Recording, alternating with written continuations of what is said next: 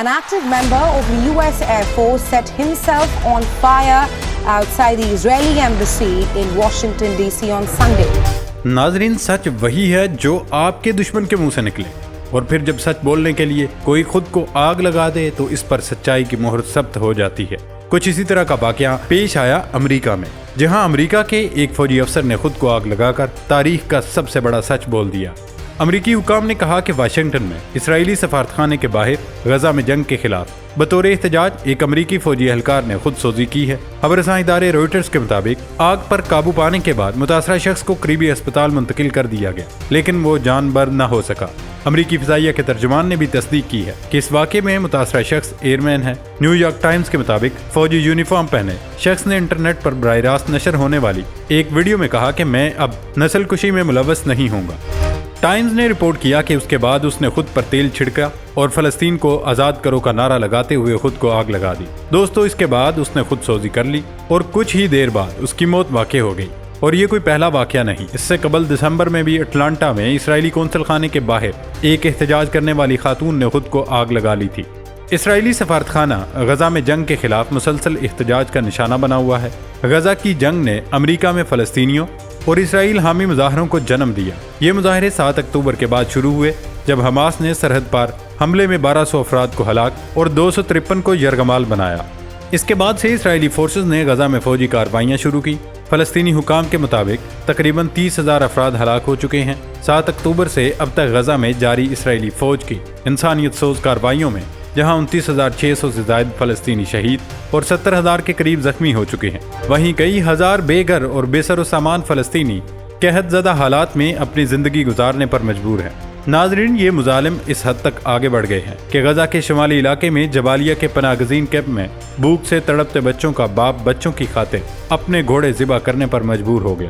العربیہ کی ایک رپورٹ کے مطابق ابو جبریل نامی فلسطینی نے غیر ملکی خبر رساں ادارے AFP کو دیے گئے انٹرویو میں بتایا، میرے پاس کوئی اور راستہ نہیں تھا کہ بھوک سے نڈال بچوں کو خوراک دے سکوں، اس لیے میں نے اپنے گھوڑوں کو ذبح کر دیا تاکہ ہمیں کچھ اور نہ ملنے کے باعث گھوڑوں کا گوشت کھا کر ہی زندہ رہ سکیں۔ ابو جبریل نے مزید بتایا کہ ہم بڑی عمر کے لوگ تو بھوک اور پیاس برداشت کر لیتے ہیں کیونکہ ہمیں اپنی زندگی کے اس مشکل مرحلے کا اندازہ ہے، لیکن 4 اور 5 سال کے بچوں کو بھوکا پیاسا رکھنا بہت مشکل ہے۔ انہیں بھوکا سلانا اور بیدار ہوتے ہی بھوک سے بلکتا دیکھ کر ہماری برداشت جواب دے جاتی ہے۔ دوسری طرف اسرائیلی فوج نے غزہ میں امداد کے منتظر فلسطینیوں کو بھی نہ بخشا، بمباری کر کے 10 فلسطینیوں کو شہید کر دیا گیا۔ غیر ملکی میڈیا کا اس حوالے سے کہنا ہے کہ جنین میں اسرائیلی ڈرون حملے کا نشانہ بننے والا زخمی فلسطینی دم توڑ گیا۔ اسرائیلی ڈرون حملے میں شہید فلسطینیوں کی تعداد 3 ہو گئی ہے۔ گزشتہ ہفتے جنین میں ایک کار پر اسرائیلی ڈرون سے حملہ کیا گیا، لیکن اس دوران ایک خوشخبری بھی سامنے آ رہی ہے، جس کے مطابق امریکی صدر جو بائیڈن کا کہنا ہے اسرائیل اور حماس کے درمیان جنگ بندی کا معاہدہ اگلے پیر تک نافذ العمل ہو سکتا ہے۔ معاہدے کے بعد جنگ رک جائے گی اور باقی ماندہ یرغمالی بھی رہا ہو جائیں گے۔ غیر ملکی ذرائع ابلاغ کے مطابق صحافیوں سے بات کرتے ہوئے بائیڈن کا کہنا تھا، مجھے امید ہے کہ اس ہفتے کے آخر تک عمل درآمد شروع ہو جائے گا۔ میری سیکیورٹی ایڈوائزر نے بتایا، اگرچہ ابھی معاملہ پوری طرح مکمل نہیں ہوا مگر ہم اس کے قریب پہنچ چکے ہیں۔ امریکی صدر کے مطابق مجھے امید ہے کہ اگلے پیر تک جنگ بندی ہو جائے گی۔ ایک ہفتے کے دورانیے کی جنگ بندی کے لیے اسرائیل اور حماس کے درمیان بات چیت کا سلسلہ شروع ہو چکا ہے، جس کا مقصد غزہ میں یرغمالیوں کی رہائی کے بدلے اسرائیل کے پاس سینکڑوں فلسطینی قیدیوں کی رہائی ہے۔ جنگ بندی کے باعث ان بے شمار امدادی سامان پر مشتمل ٹرکوں کو بھی غزہ داخل ہونے کی اجازت مل جائے گی، جن کی غزہ کے رہائشیوں کو شدید ضرورت ہے۔ ناظرین، غزہ میں حماس اسرائیل جنگ بندی کے لیے شرائط میں قیدیوں کے تبادلے، شمالی غزہ میں بے گھر خواتین اور بچوں کو ان کے گھروں کو واپسی شامل ہے۔ فوجی قیدیوں کی رہائی معاہدے کی شرائط میں شامل نہیں۔ گزشتہ ایک عرصے سے مختلف سیاسی ممالک کے سیاسی رہنما غزہ میں اسرائیل اور حماس کے درمیان جنگ بندی کروانے کی سرتوڑ کوشش کر رہے ہیں۔ پیرس میں ہونے والے مذاکرات میں کیا بات ہوئی، اس بارے میں اسرائیلی میڈیا نے اس معاہدے کے اس فریم ورک کے لیے ممکنہ پیرامیٹرز میں سے کچھ کو منکشف کرنے کی کوشش کی۔ الجزیرہ عربی کے مطابق غزہ میں جنگ بندی کے لیے ہونے والے مذاکرات میں فوجی قیدیوں کے تبادلے کی بات شامل نہیں ہے۔ کچھ ابتدائی شرائط میں غزہ کی پٹی کے شمالی حصے میں بے گھر ہونے والوں کی بتدریج گھروں کو واپسی شامل ہے۔ صرف عورتوں اور بچوں کی گھروں کو واپسی ہوگی، فوجی قیدیوں کا تبادلہ نہیں ہوگا۔ اسی طرح اسرائیل نے غزہ کے لیے امداد میں اضافے کی حماس کی درخواست کو قبول کر لیا ہے۔ जिस के लिए अमेरिका और खास तौर पर बहुत से मगरबी इत्तेहादी काफी अरसे से जोर दे रहे थे। इस दौरान लोगों की घरों को वापसी और कैदियों की रिहाई के दौरान इसराइली फौज की तरफ से रोजाना 8 घंटे तक फिजाई जासूसी रोक दी जाएगी। गुज़श्ता इसराइल हमास जंग बंदी में इसराइली फौज के जासूस ड्रोन्स इलाके से हटा दिए गए थे। इन मुज़ाकरात के बाद इसराइली वज़ीर आज़म नेतन्याहू के दफ्तर की जानिब से पीर को ऐलान किया गया है कि इसराइली फौज ने गजा की पट्टी से शहरियों को निकालने के लिए एक मंसूबा तजवीज़ किया। ये ऐलान इसराइली वज़ीर आज़म के उस बयान के बाद सामने आया जिसमें कहा गया था कि मुकम्मल फतह के लिए फलस्तीनी इलाके के जनूबी शहर रफा पर ज़मीनी हमला ज़रूरी है। फ्रांसीसी खबरसां एजेंसी AFP के मुताबिक गैर मुल्की हुकूमतों और इमदादी तंजीमों ने बारहा इस खदशे का इजहार किया है कि इस तरह के ऑपरेशन से बड़े पैमाने पर हलाकतें होंगी। नेतन्याहू के दफ्तर से इब्रानी जुबान में जारी बयान में कहा गया कि इसराइली फौज ने जंगी काबीना को गजा की पट्टी में जंग वाले इलाकों से आबादी के इनखला के लिए एक तजवीज़ और आइंदा का मंसूबा पेश किया। बयान में इस बारे में कोई तफसील नहीं बताई गई कि शहरियों को कैसे और कहां मुंतकिल किया जाएगा। मिस्री मीडिया ने रिपोर्ट किया कि ये ऐलान मिस्री, कतरी और अमरीकी माहिरीन की दोहा में मुलाकात के बाद सामने आया है, जिसमें इसराइली और हमास के नुमाइंदों ने भी शिरकत की थी।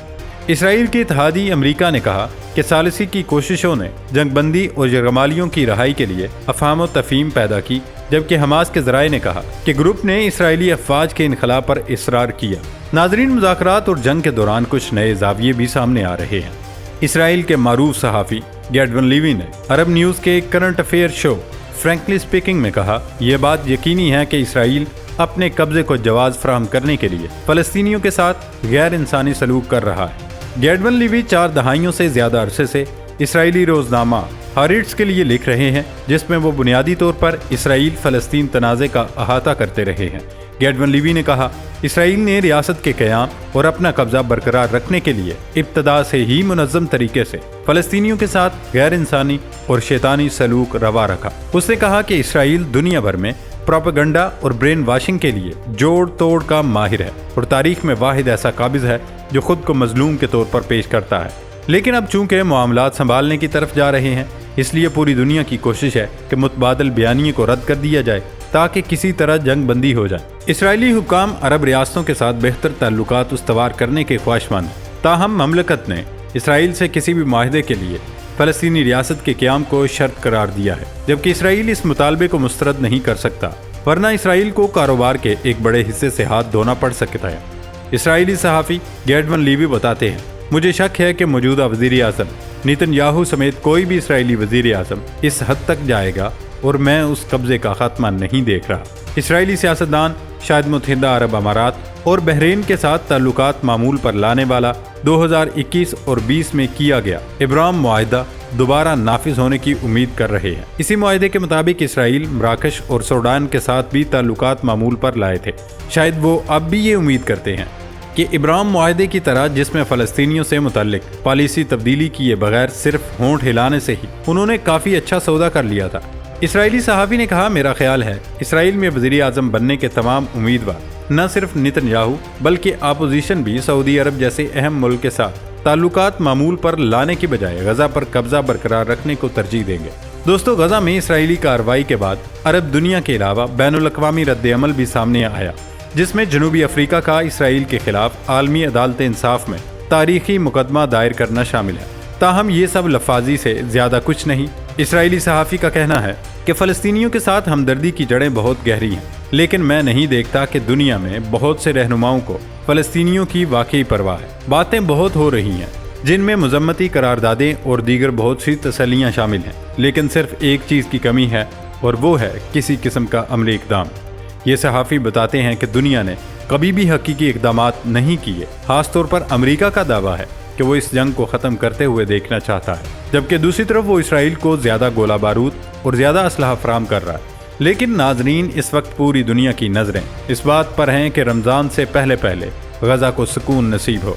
अब अमेरिका के सदर जो बाइडन ने कहा, इसराइल मुसलमानों के मुकद्दम महीने रमज़ान के दौरान गजा पर फौजी सरगर्मियाँ रोकने पर रजामंद हो गया है, लेकिन उसी के साथ पिछले चंद हफ्तों के दौरान इस जंग को ख़त्म करने के लिए मुज़ाकरात को एक संजीदा कोशिश करार दिया जा रहा है, जो पिछले बरस अक्टूबर में शुरू हुई थी। अमरीकी खबरसां इदारे एसोसिएटेड प्रेस के मुताबिक न्यूयॉर्क में NBC के लिए इंटरव्यू देने के बाद सहाफ़ियों से गुफ्तगू के दौरान جب امریکی صدر جو بائیڈن سے پوچھا گیا کہ ان کے خیال میں کب تک غزہ میں جنگ بندی پر عمل شروع ہو سکتا ہے تو امریکی صدر کا کہنا تھا کہ مجھے امید ہے اس ہفتے کے آخر تک عمل درآمد شروع ہو جائے گا۔ میری سیکیورٹی ایڈوائزر نے بتایا اگرچہ ابھی معاملہ پوری طرح مکمل نہیں ہوا مگر ہم اس کے قریب پہنچ چکے ہیں۔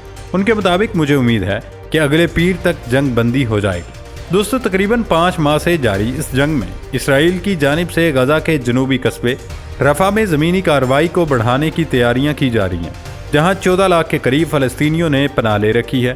یہاں ہم اپنے ناظرین کو بتاتے چلیں کہ اسرائیل یا اسرائیل کا اتحادی کوئی بھی ملک صرف اس لیے جنگ بندی پر راضی نہیں ہو رہا کہ انہیں مسلمانوں پر رحم آ گیا ہے، بلکہ ایک طرف حماس اور حزب اللہ جیسی تنظیمیں پسپا نہیں ہو رہی تو دوسری طرف بحیرہ احمر میں ان کا تاریخی نقصان ہو رہا ہے۔ ایک سروے کے مطابق زیادہ تر برطانوی برآمد کنندگان اور مینوفیکچررز پر بحیرہ احمر میں یمن کے حوثی باغیوں کی جانب سے تجارتی جہازوں پر حملوں سے رکاوٹوں کے اثرات محسوس کیے گئے ہیں۔